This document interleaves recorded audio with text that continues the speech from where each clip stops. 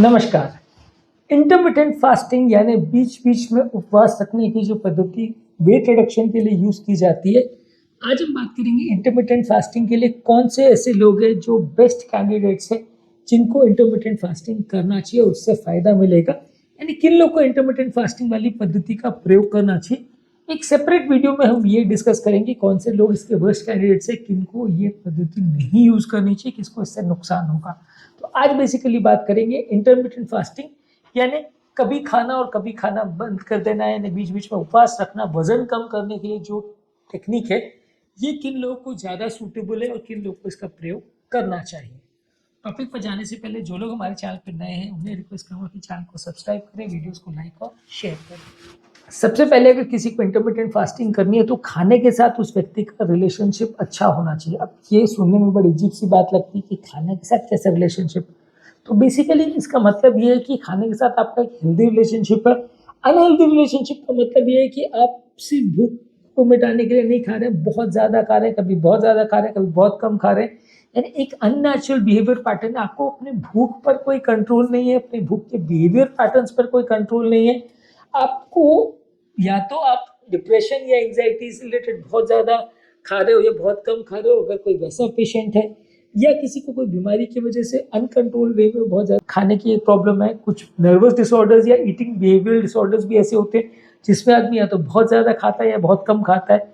जिन लोगों के साथ भी इस तरह की नेचुरल प्रॉब्लम्स है या किस तरह की बीमारियां हैं जिसकी वजह से उनका डाइट के साथ जो रिलेशनशिप है या डाइटरी जो पैटर्न्स है वो अगर गड़बड़ है, तो वैसे लोग को इंटरमिटेंट फास्टिंग नहीं करना चाहिए। हेल्दी रिलेशनशिप जिनका है, जो लोग खाने को भूख मिटाने के लिए खाते हैं और जब भूख मिट जाती है तो खाना खाना बंद कर सकते हैं, यानी उनके लिए खाना खाना अपनी डिप्रेशन मिटाने का तरीका या अपनी एंजाइटी को मिटाने का तरीका नहीं है, वो भूख मिटाने का तरीका है या अपनी एपेटाइट को, हंगर को सेटिस्फाई करने का तरीका है। तो वैसे लोग इंटरमिटेंट फास्टिंग कर सकते हैं। जिन लोगों को भी इससे जैसे अगर साइकेट्रिक प्रॉब्लम्स वगैरह है तो वैसे लोगों को फास्टिंग नहीं करना चाहिए। इसके अलावा जो लोग को आइडियल बॉडी वेट कॉम्पोजिशन चाहिए, यानी कि उनका वजन तो ठीक ठाक है लेकिन बॉडी में फैट ज़्यादा है, प्रोटीन कम है, कार्बोहाइड्रेट का कॉन्सेंट्रेशन कम है, पानी का कॉन्सेंट्रेशन कम है, कैल्शियम का कॉन्सेंट्रेशन कम है, अलग अलग चीज़ों का बॉडी में जो कॉम्पोजिशन नेचुरल अच्छा होना चाहिए, जिसमें पर्टिकुलर अमाउंट ऑफ फैट होना चाहिए, पर्टिकुलर अमाउंट ऑफ प्रोटीन्स होना चाहिए, वो कॉम्पोजिशन जिन लोग को इम्प्रोवाइज करना है कि मेरे बॉडी में लीन मास अच्छा होना चाहिए या फैट फ्री मास होना चाहिए। मतलब वजन तो आपका 70 किलो है लेकिन 70 किलो में 10 किलो उसमें फैट है, तो आप चाह रहे हो कि 10 किलो फैट के बदले मुझे प्रोटीन ज़्यादा मिले या मुझे मसल मास ज़्यादा मिले, वैसा अगर किसी का इंटेंशन है तो उसको इंटरमिटेंट फास्टिंग करनी चाहिए या कर सकता है। स्टेबल ब्लड शुगर जिनका है वो लोग कर सकते हैं। अब इसका मतलब यह है कि अगर किसी व्यक्ति का ब्लड शुगर कभी 100 रहता है, कभी 80 रहता है, कभी 50 हो जाता है, कभी 200 हो जाता है, वैसे आदमी को इंटरमिटेंट फास्टिंग करना बड़ा मुश्किल पड़ेगा, क्योंकि अगर उसका शुगर लेवल सडनली कम हो जाएगा, ब्रिटल उसका शुगर कंट्रोल है, तो उसको भूख बहुत ज़्यादा लगेगी, मैनेज करना मुश्किल हो जाएगा, हाइपोग्लाइसीमिया में चला जाएगा। और कहीं किसी व्यक्ति का सडनली शुगर 200-250 हो जाएगा तो शुगर बहुत ज़्यादा भी बढ़ सकता है। तो इंटरमिटेंट फास्टिंग वैसे लोगों के लिए अच्छा नहीं है जिनका शुगर लेवल बार बार फ्लक्चुएट कर रहा है। स्टेबल ब्लड शुगर अगर आपका रह रहा है तो उनके लिए अच्छा है। नेक्स्ट इंपॉर्टेंट चीज़ है कि आपकी ओवरऑल हेल्थ कंडीशन अच्छी होनी चाहिए, आप ओवरऑल बीमार नहीं होने चाहिए। जो लोग की ओवरऑल हेल्थ कंडीशन अच्छी है वो फास्टिंग को अच्छे से कर सकते हैं। जिनकी ओवरऑल हेल्थ कंडीशन खराब है, वो लोग बीमार हैं, किसी भी तरह की बीमारी है, चाहे लिवर की, किडनी की, हार्ट की, अलग अलग तरह की बीमारियां है, हार्ट फेलियर वगैरह, वैसे लोगों के लिए इंटरमिटेंट फास्टिंग उतना अच्छा नहीं है। हेल्दी और फिट लोगों के लिए अच्छा है, क्योंकि फास्टिंग को टॉलरेट करना, उससे related mental stress, physical stress और सोशल स्ट्रेस, सब चीज़ों को झेल पाना हर आदमी के बस का नहीं होता, प्रॉब्लम ज़्यादा हो सकती है। इसलिए आपको प्रॉपर हेल्थ होना ज़रूरी है, तब आप उसको मेंटेन कर सकते हो। इसके अलावा व्यक्ति का प्रॉपर शेड्यूल और प्रॉपर लाइफस्टाइल होना चाहिए। अब किसी व्यक्ति का कभी डे ड्यूटी है, कभी नाइट ड्यूटी है, कभी दिन 2 बजे खा रहा है, कभी 6 बजे खा रहा है, कभी 8 बजे खा रहा है, कभी खा ही नहीं रहा।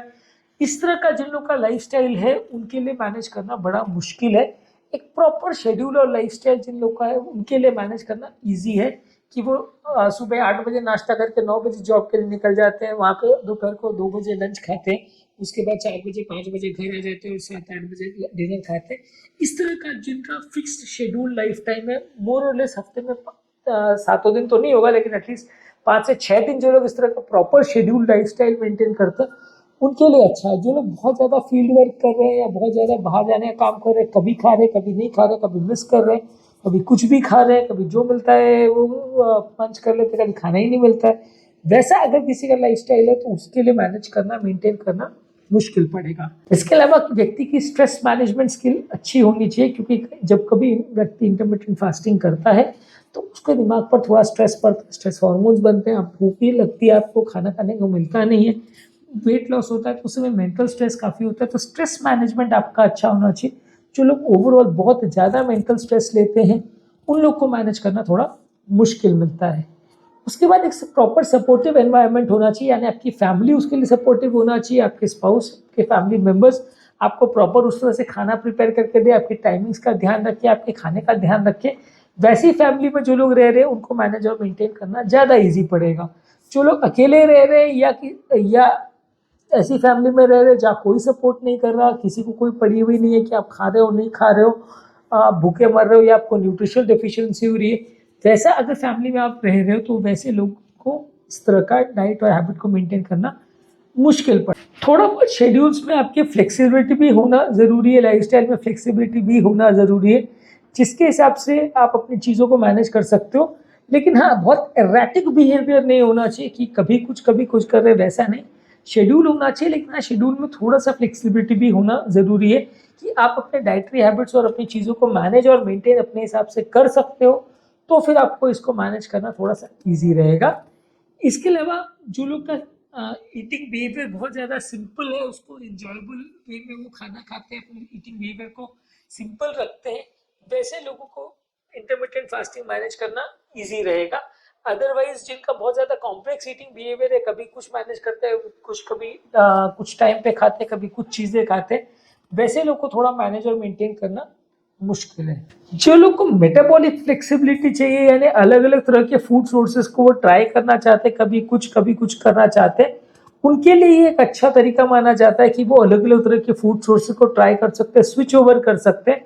तो वैसे लोगों के लिए भी अच्छा है कि अगर कोई आदमी अपने कभी कार्बोहाइड्रेट खाना चाह रहा है, कभी फैट सोर्स पर चेंज करना चाह रहा है, इस तरह का अगर कोई मैनेज मेंटेन करना चाह रहा है अपने डाइटरी पैटर्न्स को, मेटाबॉलिक फ्लेक्सिबिलिटीज को बोलते हैं, तो उनके लिए भी अच्छा है इंटरमिटेंट फास्टिंग। नींद के हैबिट्स अच्छे होने चाहिए, आपको प्रॉपर नींद आनी चाहिए। जो लोग को प्रॉपर नींद नहीं आती है, नींद का प्रॉब्लम ज़्यादा है, वो लोग अच्छे कैंडिडेट्स नहीं है इंटरमिटेंट फास्टिंग के लिए।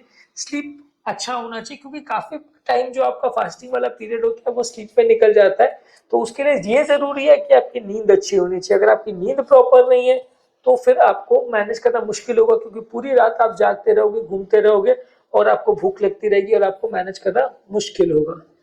इसके अलावा जो लोग को मेंटल क्लैरिटी ऑलरेडी है और उसको इम्प्रोवाइज करना चाह रहे हैं, उसके लिए इंटरमिटेंट फास्टिंग अच्छा है।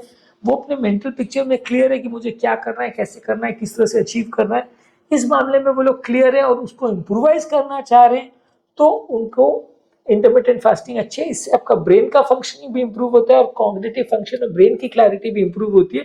तो ये भी एक अच्छा तरीका है आपकी ब्रेन के कॉग्निटिव फंक्शन को इम्प्रोवाइज करने के लिए, तो उनके लिए भी इंटरमिटेंट फास्टिंग अच्छा है। कुछ लोग अपने मील की प्लानिंग को अगर इम्प्रोवाइज करना चाह रहे हैं, किस तरह से वो कब खाना चाहते हैं, उसको एक प्रॉपर शेड्यूल में अगर मेंटेन करना चाह रहे हैं, अभी तक उनका खाने का पैटर्न बहुत इरेटिक था, अभी उसको इम्प्रोवाइज करके एक अच्छी तरह से मेंटेन करना चाह रहे हैं, तो वैसे लोग के लिए भी इंटरमिटेंट फास्टिंग अच्छा तरीका है। वो अपनी शेड्यूलिंग को, आपके खाने के पैटर्न्स को एक तरह से स्ट्रीमलाइन करने में मदद करता है। बहुत ज़्यादा ज़रूरी है कि इसमें आपके स्ट्रेस मैनेजमेंट स्किल्स अच्छे होने चाहिए।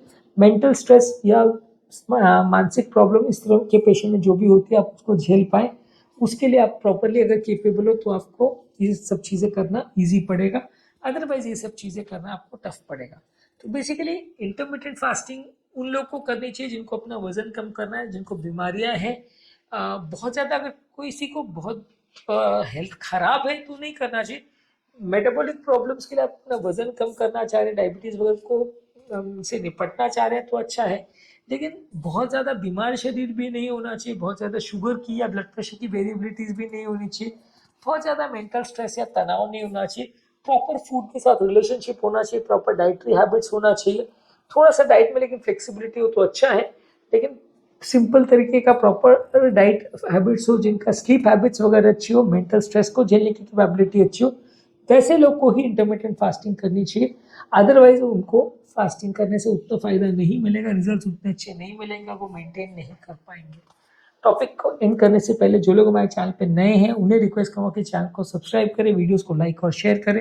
जो लोग हमारे चैनल पे इंटरमिटेंट फास्टिंग, डाइट और ओबेसिटी संबंधित वीडियोस देखना चाहते हैं, कीटो डाइट संबंधित वीडियोस देखना चाहते हैं, तो हमारे चैनल पे ओबेसिटी और फास्टिंग संबंधित एक प्लेलिस्ट अवेलेबल है, उसमें इस तरह के सारे टॉपिक्स हैं लिंक्ड, आप उसे चेकआउट करिए। आपको काफ़ी कुछ नया जानने और सीखने को मिलेगा, जिससे बीमारी को समझने और मैनेज करने में आपकी मदद होगी।